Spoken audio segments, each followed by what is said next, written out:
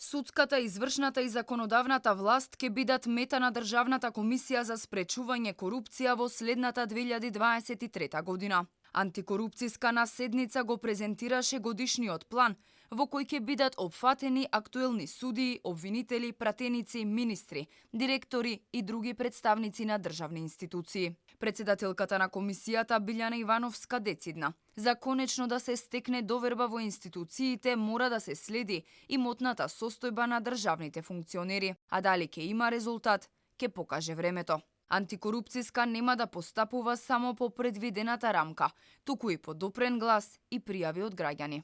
ДКСК се насочи кон носители на функции од области кои досега не биле целосно опфатени, како и во области кои што биле опфатени, а во кои се уште се препознаваат високи ризици од корупција. Во смисла на наведеното, како ризични области се издвојуваат правосудството, тоа е област која континуирано последните години е оценета како ризична. За следење на имотната состојба за 2023 година ќе бидат опфатени дел од пратениците на Собранието. За потребата од гонење на висок профил на корупција, предмет на проверка ќе биде имотната состојба на актуелни министри во владата кои не биле опфатени во досегашните проверки. Членовите на комисијата укажаа на потребата од анализа да се утврдат слабите точки во правосудството, кое постојано е мета на критики, не само на домашни експерти, туку и од меѓународниот фактор.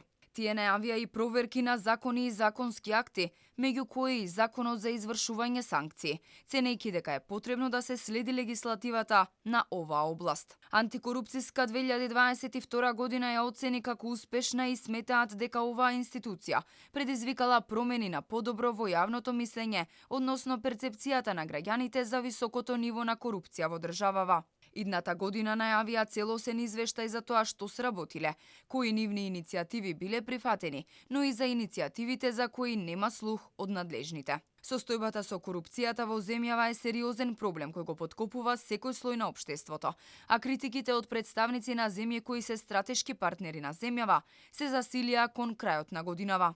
Тие постојано посочуваат на потребата од сериозен пристап кон овој проблем, доколку сакаме да продолжиме на патот кон Европската Унија.